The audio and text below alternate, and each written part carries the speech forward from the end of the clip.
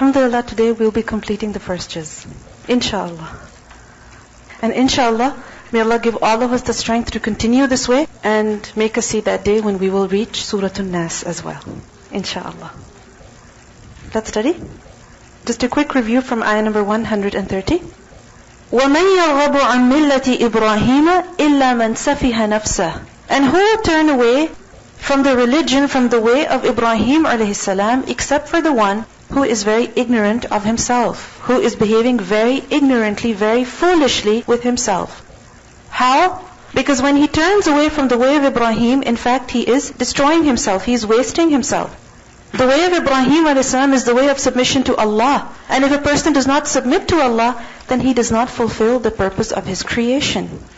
And even if he does get some temporary worldly benefit by not submitting to Allah, in the long run, what is he bargaining for? What is he taking? Loss, failure, punishment. So anyone who opposes, who goes against, who contradicts the way of Ibrahim a.s., then what is his end? His end is failure. وَلَقَدْ اصْطَفَيْنَاهُ فِي الدُّنْيَا. And certainly we had chosen him in this world. Allah elevated the status of Ibrahim a.s. even in this dunya. What does it show? That if a person submits to Allah, he doesn't suffer loss even in this life. No. Allah will not deprive him. وَإِنَّهُ فِي الْآخِرَةِ لَمِنَ الصَّالِحِينَ. And indeed he, in the hereafter, he will be of those who are righteous. Meaning in the hereafter, Allah will reward him abundantly. Why is it that Allah chose him? Why is it that Allah loves the way of Ibrahim a.s.? And why is it that Allah is setting that as a standard of either guidance or misguidance? Because إِذْ قَالَ لَهُ رَبُّهُ أَسْلِمْ. When his Lord said to him, submit, what was his reaction? He didn't delay, he didn't think about it, but rather immediately he said, قَالَ, he said, أَسْلَمْتُ لِرَبِّ الْعَالَمِينَ. I submit to the Lord of the worlds. Meaning, why should I not submit to the Lord who created me, to the Lord who owns everything, to the Lord who gave me everything I have?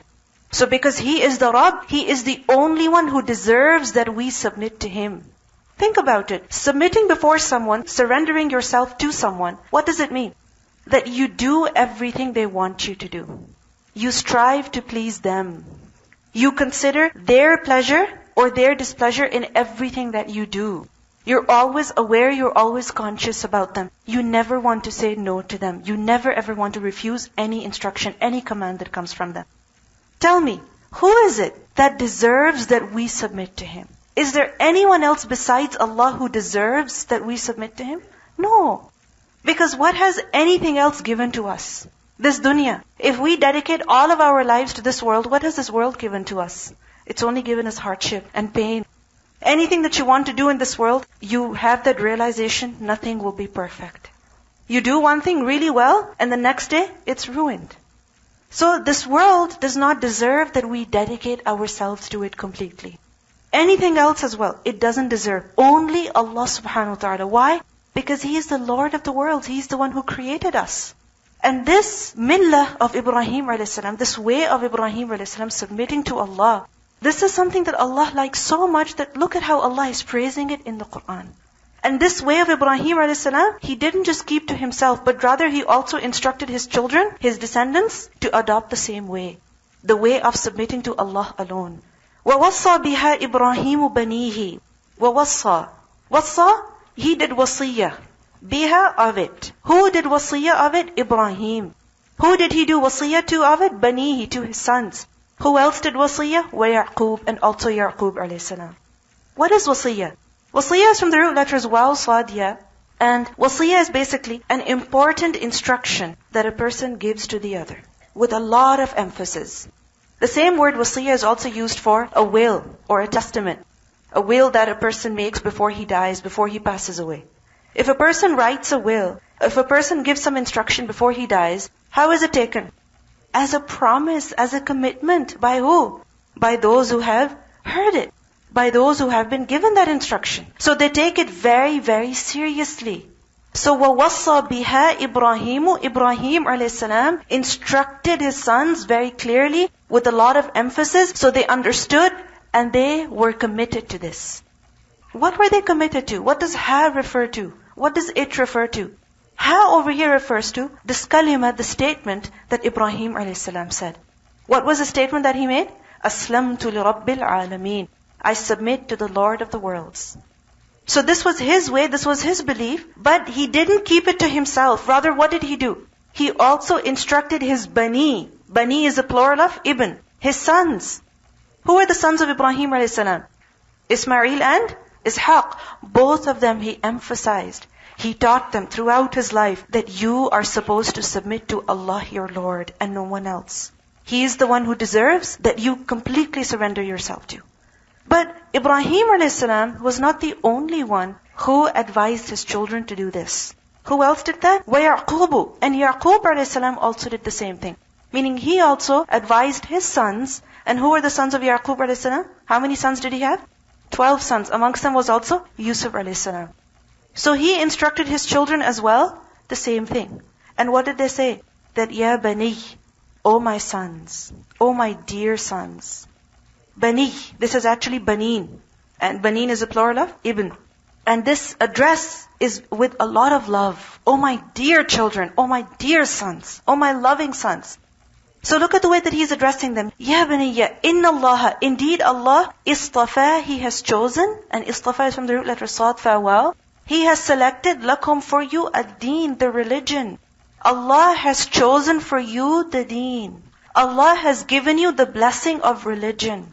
Look at so many other people. They don't even know who Allah is. They don't even know how to worship Allah. They don't even recognize their Creator. And Allah has chosen this deen for you. Which deen? Which religion? The religion of surrendering, submitting to Allah alone. Inna Allah astafa lakum ad-deen. So Allah has given you this huge blessing. Why is He saying this to them? That Allah has chosen for you the deen. He's making them realize what a huge blessing the religion is. What a huge blessing a deen is. People are given many things. Many people. From here to Africa, any country you go to, every society, every place, Allah subhanahu wa ta'ala has given people many blessings. But not everyone is given the blessing of deen. He's making His children realize that Inna Allah astafa lakum ad-deen. This deen is from Allah and He has chosen it for you. And when Allah has given you this blessing, فَلَا تَمُوتُنَّ إِلَّا وَأَنْتُمْ مُسْلِمُونَ, then you must not die except that you are Muslim. فَلَا تَمُوتُنَّ, from the root letters, mim waw ta, maut. What does maut mean? Death. And look at la tamutunna. This noon at the end, with the shadda on it, it gives the meaning of definitely, certainly. So la tamutunna, when la comes before, meaning never ever should you die. Don't you dare die. Except that you are Muslim. In other words, death should approach you when you are Muslim. When you are in a state of submission to Allah. When you are in a state of obedience to Allah. Don't die at a time when you are disobeying Allah. Does anyone have the choice that he decides when death comes to him and when death does not come to him? Do we have that choice? No, we don't. So how can a person make sure that he does not die unless he is doing a certain action? How can a person do that? That a person does that throughout his life. So when he will live that way, when he will do that throughout his life, then how will he die? In that state. However you live is the way you die. It doesn't happen by chance. It doesn't happen by accident. That a person just happened to be in sajda and then death came to him. Then he died. It doesn't happen by chance. That a person happened to be in a place where wrong things were happening and then he passed away over there. No. A person dies in the state that he lives. You die the way you live. So he instructed them, فَلَا تَمُوتُنَّ إِلَّا وَأَنْتُمْ مُسْلِمُونَ. Don't you dare die except that you are Muslim. What is he telling them? That live as Muslims throughout your life. You should be Muslim throughout your life. You should be those who submit to Allah throughout your life. Whether it is a time of marriage or it is a time of sadness, whether it is a time of success or failure, you're happy, you're excited, you're sad, you're gloomy, you're depressed, you're sick, you're healthy, you're old, you're young. No matter what state, no matter what phase, no matter what age of life you're in, you have to live Islam. Because death can come to you at any time. Don't we see children dying? Don't we see adults dying? Don't we see healthy people dying? Sick people dying, successful, failures, all types of people die because كُلُّ نَفْسٍ ذَائِقَةُ الْمَوْتِ. Every person is going to taste death. So death is not going to leave you. It's definitely going to come to you. So you have to remain a Muslim throughout your life, no matter what state you're in. So that فَلَا تَمُوتُنَّ إِلَّا وَأَنْتُمْ مُسْلِمُونَ. What do we learn in this verse? We learn in this verse that Ibrahim a.s., Yaqub a.s., the prophets of Allah, not just the two of them, but the other prophets of Allah, what legacy did they leave behind? Did they tell their people, their children, their families, or their followers to worship them? To be called by the names of their prophets? Or to stray away from the religion? No. All of the prophets, their legacy was what? What did they leave behind? That you must worship Allah. You must submit to Allah. From Nuh a.s. to Muhammad s.a.w., all the messengers conveyed the same message. That, O you people, you must worship Allah. So the Bani Israel, when they were offered Islam, what excuse did they present? That we don't have to be Muslim because we were told, we were instructed by our forefathers that we have to remain al-Yahud. This is what we have to remain as. So they're being told that Ibrahim a.s., Yaqub a.s., this is not what they instructed you to do. They instructed you to worship Allah, to submit to Him. And part of submitting to Allah is believing in the messenger that He has sent. Another lesson that we learn in this verse is that a person instructs his children with what he loves and he finds very important. Ibrahim a.s., Yaqub a.s., because they loved this deen, because they found this deen to be very important, this is why they instructed their children to live with that deen, to live by that deen throughout their lives. If you ever want to see whether somebody loves something or not, just check. Do they give it to their children? Do they offer it to their kids? If they offer it to their kids, that means that they truly love it. And if they don't give it to their children, that means that they don't really like it. There's something about it that they're not comfortable with, which is why they won't give it to their children. Now we must test ourselves over here. Don't we claim that we love Islam, we love the Qur'an? We all say that. I love Allah, I love the Messenger, I love the Qur'an, I love Islam. We all say that. What's the evidence? What's the proof of that? That we truly love Islam, we truly love Allah? That we would want the same for who? For our families, for our children, for our spouses, for our parents. And if we don't want the same for our families, then what does it mean? Then there's a problem with that claim. That claim is not really true. So if we really love deen, if we really love the Qur'an, then we must also want the same for who? For our families. If we are studying the Qur'an, if we know how to recite the Qur'an, we should want the same for who? Our families. Because many times it happens that people, they are very religious, but at the same time, their family members are far from their religion. Very far. Whether it's their spouse, or their children, or their parents, or their cousins, whoever, they're very far from their religion. Now one is that they are trying their best to make their family members come closer to the deen, and they're not accepting. That's a different case.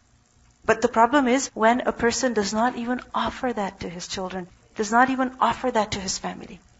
And if any one of you feel that religion is being forced on you, like sometimes it happens that we feel our mothers are after us, pray, come to this class, then just realize, know that your mother loves this stuff. This is the only reason why she's telling you. Otherwise she wouldn't tell you. She really wouldn't. She loves it. And this is why she's telling you. And remember, we learned about ihsan bil walidain, being good towards parents. Part of being good towards our parents is doing what they want us to do. Accepting what they give us. One of the sisters, she came up to me and she told me that her mother forced her to come here, and she fought with her mother. She resisted. She's like, I don't want to go. She fought with her so much, but her mother forced her. Yeah, you have to go. And she said, now I come here and I love it here. So, anything that your parents want for you, know that they love it. That's the only reason why they're giving it to you. Another important lesson that we learn in this verse is that actions are determined by what? The intention. However, actions are also determined by the way they end. Bil khawatim. By the way they end.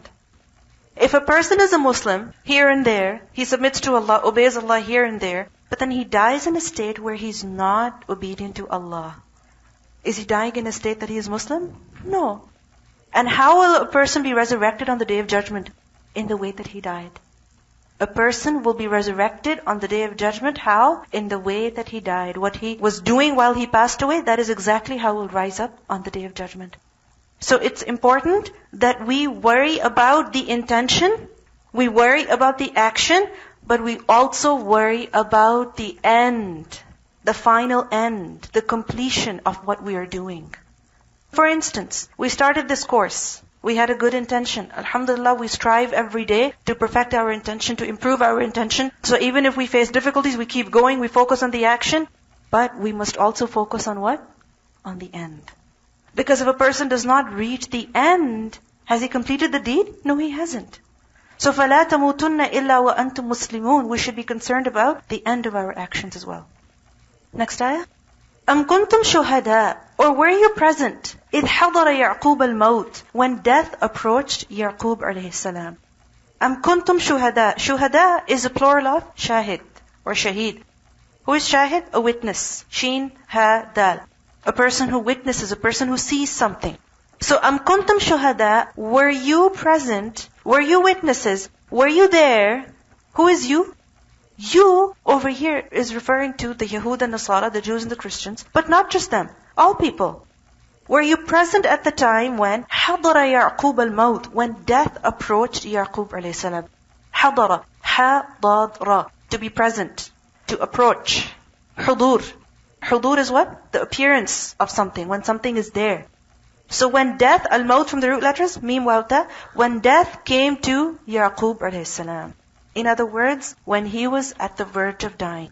And you can imagine, when a person is about to die, what will he say? What is very beloved to him? You may have heard, you may have seen that if people, they're at their deathbed, who are they talking about? Their children, their grandchildren, or their business, or whatever they like. So whatever is very important to a person is what he will mention at the time that he is dying. Like for example, you will read in the news that if people were trapped somewhere, they were about to die, or they felt that they were going to die, they sent text messages to their family members, or they gave messages to their friends. Please tell my mom I love her. Please tell my dad I love him. Please tell so-and-so I love them. That's what? Their last statement. And it is something that they really, really love. It is about what they really love. So were you present at the time when death approached Yaqub alayhi salam?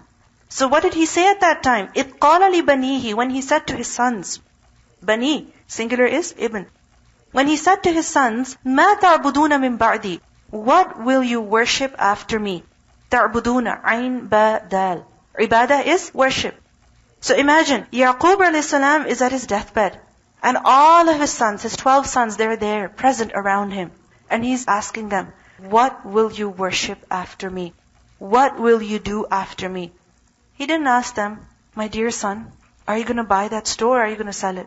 Are you going to continue with that business or are you not going to? Please continue. Are you going to buy that house? Are you going to live in this house? Are you going to go back home? What are you going to do? He is asking them about their religion. Why? Because whatever people own in this world, their properties, what's going to happen? It's going to remain in this dunya. Whatever things your family owns, what's going to happen? It's going to stay here and we're going to move on. And eventually all of these things are going to finish. And in the hereafter, what is going to matter? Our deeds. Who we worshipped, what we did, that is going to matter. So he's not concerned about their dunya. Rather, he's concerned about what? Their akhirah. So he's asking, what will you worship after me? Who will you worship after me? So what was their response? قالوا, they said, نَعْبُدُ إِلَهَكَ. We will worship your God. Ilah, Hamza, Lam, Ha. We are going to worship your God, meaning the Lord that you worship, we are going to continue to worship Him. We're going to stay on the same religion. نَعْبُدُ إِلَهَكَ وَإِلَهَ آبَائِكَ. And also the God of who? Your fathers. Aba is a plural of ab. And ab is father. Aba, fathers. Now obviously a person only has one father. So why is the plural being used? Because the plural in the Arabic language does not just apply to the biological father, but it also applies to grandfather, his grandfather, uncles. So who does it refer to? Forefathers. So they said that we are going to worship your God, the God of your fathers, Ibrahim, wa Ismail, wa Ishaq. Who was Ibrahim a.s.? The grandfather of Yaqub a.s. Who was Ismail a.s.? The uncle of Yaqub a.s. And who was Ishaq alayhi salam? The father of Yaqub alayhi salam. Did you write this down? Ibrahim alayhi salam was who? The grandfather of Yaqub alayhi salam. Ismail was the paternal uncle. And Ishaq alayhi salam was the father. So you know why they said Aba, your forefathers, your fathers? Because it's referring to grandfather, it's referring to uncle, and it's also referring to father. So we are going to worship the same God. Who is that God? Ilaha wahida. One God. The only one true God. وَنَحْنُ, and we will be lahu, to Him alone, Muslimun, ones who submit. Plural of Muslim. We are only going to submit to Him.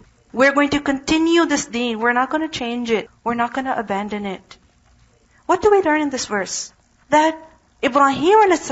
left the message of Tawheed with who? With his children. And Yaqub a.s., he also left the message of Tawheed, worshipping Allah subhanahu wa ta'ala alone, with his children. Both of them left the exact same legacy. So, what does that mean? That their descendants, their offspring, their children, were to continue the same thing. And if they claimed that no, our father told us, our grandfather told us that we should do something else, then their claim is false. It's not true. So in these ayat we see mainly that Allah subhanahu wa ta'ala is telling us that the only religion, the only true religion from the first day is which one? The religion of Islam, of submitting to Allah alone.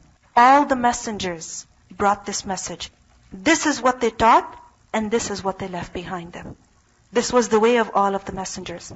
So we learn in this verse that Tawheed, worshipping Allah alone, belief in Allah alone as the only God, this was the way of all of the prophets, and this was also the legacy of all of the prophets. Then we also learn in this verse that death is certain. Death is something that is certain. That every single person, no matter who he is, no matter how righteous, no matter how pious he is, eventually a day is going to come when he is going to die. Even who? The prophets of Allah. Even the prophets of Allah suffered from death. Because what do we learn in this verse? إِذْ حَضَرَ يَعْقُوبُ الْمَوْتِ, when death came to Yaqub alayhi salam. So death is certain even for the prophets, even for Muhammad sallallahu alayhi wasallam. We learn in the Qur'an, Allah says in Surah Al-Imran, ayah 144, that وَمَا مُحَمَّدٌ إِلَّا رَسُولٌ. And Muhammad sallallahu alayhi wasallam is not but a messenger. He was only a messenger. قَدْ خَلَتْ مِنْ قَبْلِهِ الرُّسُلُ. And many messengers have passed before him. So just as the previous messengers passed away, they died, he too will die. And the day came when he passed away as well. Then we also learn in this verse that following the forefathers, being on the way of your ancestors, is not something that is bad in and of itself. Because some people think that the Qur'an tells us that we must never ever follow our forefathers, our ancestors, in any way, in any respect. Is it true? It's not true. Following the forefathers is not something that is evil in and of itself. It's only evil when a person follows them in ways that are wrong, in ways that are incorrect. If your ancestors are righteous, they are good people, then what are you supposed to do? Follow them as well. Because this is what we see in this verse. That Yaqub a.s., he's telling his children what? To follow him. And his sons, what did they say? That we're going to follow you, your God, we're going to worship Him, and we're going to worship the God of who? Your forefathers. And when it comes to worldly matters, do we follow our ancestors? Do we? What they cook, do we cook the same thing? Yes. What they wear, do we wear the same thing? Yeah, if it's decent enough, if it's good, if it looks nice, yeah, we'll do it. The way they live, do we live in the same way? Many times we do. But if we find a better way, a better option, do we go for that? Yes, we do. For example, it's quite possible your grandparents, they lived perhaps, in a house that was very spacious, very open, with an open roof, with a courtyard. But you're living in this country, and if you make a house like that, you'll be in a lot of trouble when snow comes in. So you're not going to do the same thing. Similarly, it's quite possible that in your family, education was not given much importance before.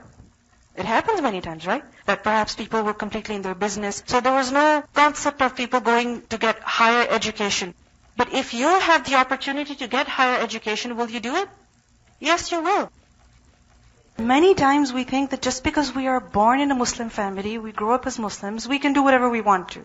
Doesn't matter, we're fine. We can not bother to recite the Qur'an, we can even not bother to pray salah. We were born Muslim, so we are going to be Muslim forever, whether we strive to be Muslim or not. And in the hereafter, we'll be fine. But what do we learn today?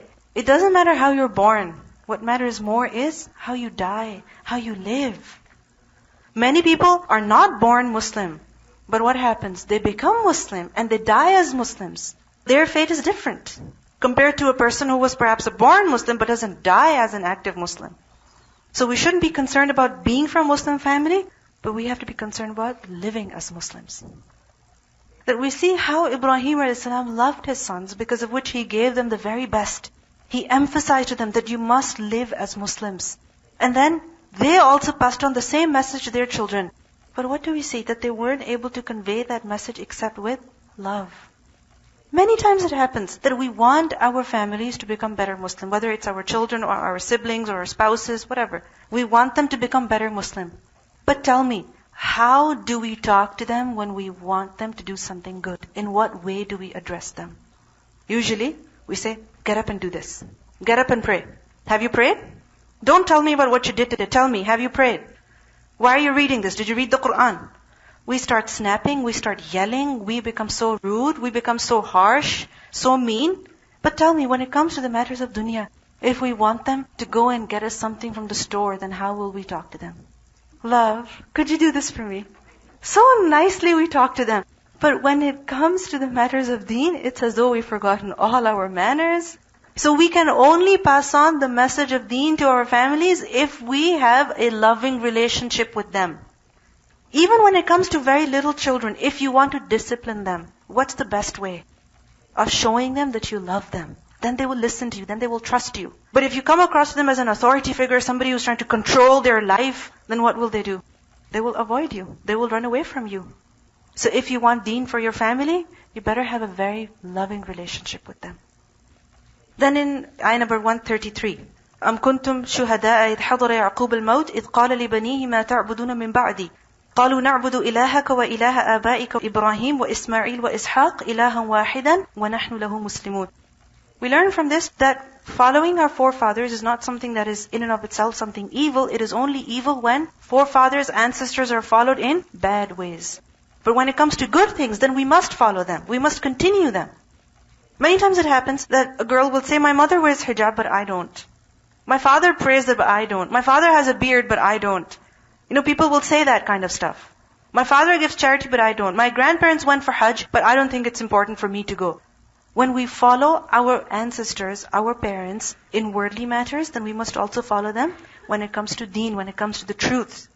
And likewise, if we find that our forefathers were perhaps doing something wrong because of their ignorance, because they did not know any better, and if we have found the truth, if we have found something better, then what should we do? We should go for that. Because many times, even when people will find an evidence from the Qur'an and Sunnah, they will not go for it. What will they say? We pray like this in our family. In our family we don't do this. In our family we do that. And they will not follow the truth. So it's incumbent, it's necessary that we don't become blind followers of our ancestors, but rather we follow them in the truth only. Question is, if you find that your parents perhaps were doing something wrong, you find out that it's not right, you shouldn't do it, and you don't want to do it, but they want you to do it. It happens, right? Such differences amongst families. So how do you address that? Because at the same time we also learn about pleasing the parents and doing what they want us to do, being good towards them. How do you deal with that situation? Like I said earlier, loving relationship is something that is very important.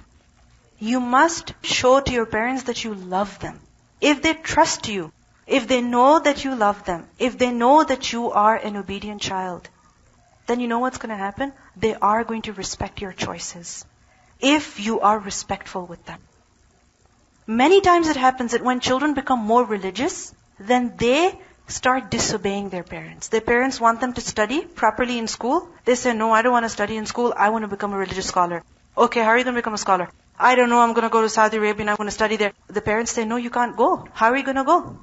And then he also says, I want to get married. How are you going to support your family? So the parents think that becoming more religious is making their children disobedient children, unrealistic children, and they don't support their religion anymore. This is what happens. If we show to them that we love them, we will obey them. However, in this matter, we would rather do this than they will respect your choices. And even if they don't respect your choices, then you know what you do? You do what you're doing silently, quietly, don't make a big deal out of it, and still continue your loving relationship with them. We learn about this, for example, from Mus'ab ibn Umayr radhiyallahu anhu. He became Muslim and his mother did not want him to be a Muslim. She made it very clear.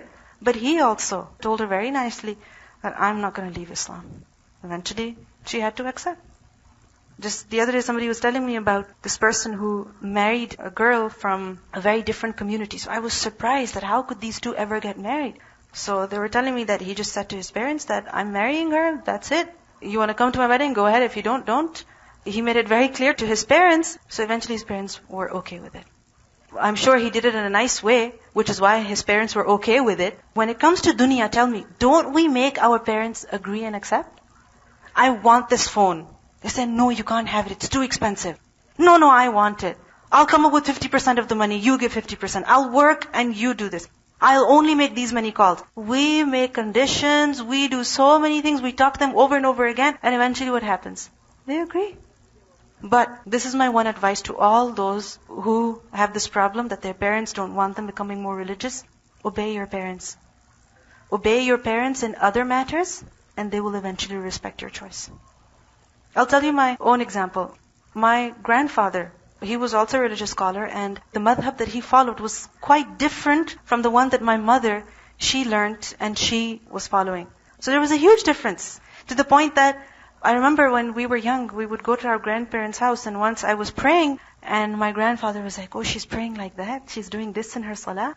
And he didn't stop me, he didn't say anything to me, he appreciated the fact that I was praying, he liked that. And I have seen my mother respect my grandfather so much, and my grandfather respect my mother so much. Never ever have I ever seen them arguing or disrespecting one another, or my mother ever even saying anything negative about him. Never. She respects him, she loves him, and he loved her.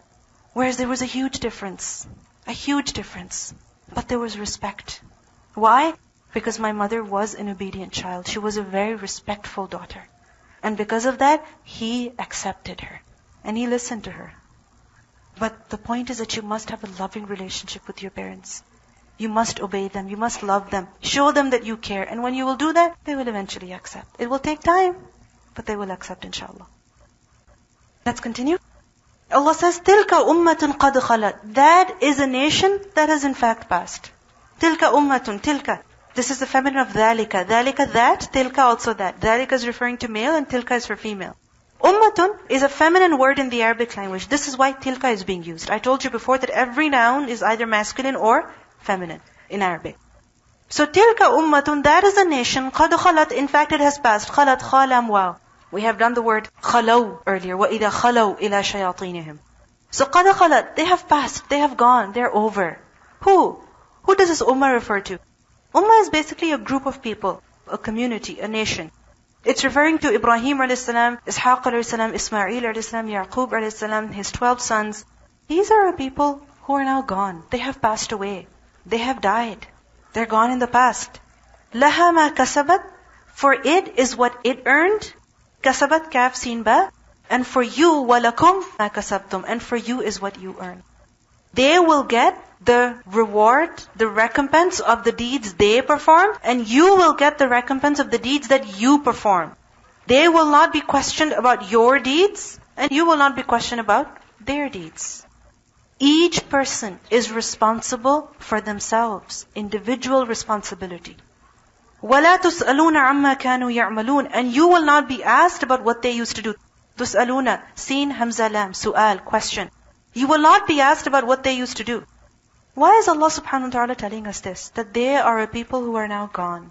They will have what they earned, you will get what you earn, and you will not be questioned about what they used to do. The point is that do something yourself. Don't rely on the righteousness of your ancestors.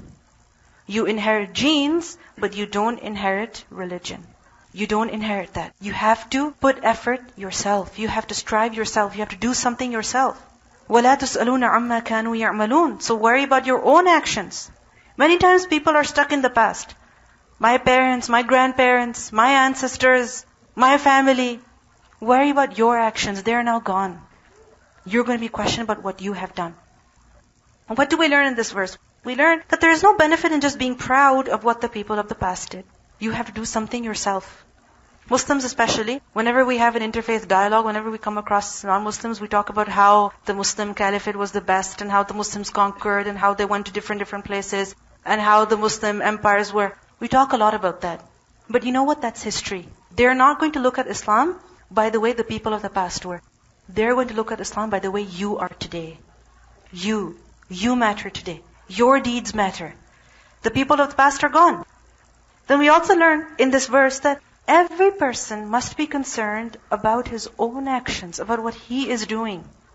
We learn in a hadith that man batta bihi amaluhu lam yusri' bihi nasabuhu. That if a person's deeds have left him behind, meaning because of his deeds a person is not able to go forward in religion, then his nasab, his genealogy, ancestry, his family is not going to get him ahead. Just because your family is righteous, you're not going to become better just like that. No, you have to do something yourself. Then we also learn that we should not be concerned about bad things that happened amongst the righteous people of the past. What do I mean by this? Every person, whether he's righteous or not, who is he after all? A human being. And human beings are not perfect. They cannot be perfect. They always have some shortcomings. Even if a person was from amongst the companions of the Prophet ﷺ. After all, who is he or she? A human being. So even though they were very righteous, it's quite possible they ended up making some errors. But what do we learn in the Qur'an about them? رَضِيَ اللَّهُ عَنْهُمْ وَرَضُوا عَنْهُ. Allah is happy with them, they're happy with Allah. And eventually, everyone's hisab is with who? With Allah subhanahu wa ta'ala. So we should not be stuck about why Ali radiallahu anhu did that, and why Muawiyah radiallahu anhu did that, and why Aisha radiallahu anha did that. We shouldn't be stuck in the past. No, we shouldn't argue about these things. Because there are some people from amongst the Muslims who show their anger every year, every few months, against who? Abu Bakr radiallahu anhu, against Muawiyah radiallahu anhu, against Umar, against Uthman radiallahu anhuma ajma'een. But they don't realize that whatever happened in the past is over. What do we learn in this verse? لَهَا مَا كَسَبَتْ وَلَكُمْ مَا كَسَبْتُمْ. What they did, Allah will recompense them for it. But you will be recompensed for what you are doing. So if you stand today talking bad about them, if you stand today slandering them, accusing them, insulting them, you are going to be questioned about it. We learned that Umar ibn Abdul Aziz, he was asked about the companions, and he said that هَذِهِ دِمَاءٌ طَهَّرَ اللَّهُ سُيُوفَنَا مِنْهَا. These are, lives that were lost, but Allah kept our swords clean from that. Meaning we didn't have anything to do with their deaths. We didn't have anything to do with the harm that they suffered. فَنَحْنُ نُطَهِّرُ أَلْسِنَتَنَا مِنْهَا. So we will keep our tongues clean from talking against them. Allah saved us from harming them, so we are going to save our tongues from harming them. In personal lives as well. Many times it happens that a mother tells a daughter, your grandmother, your father's mother, she did this to me and she said that to me. And you don't know about her mother, she was even more evil. And you don't know about that uncle who passed away 20 years ago, he did that.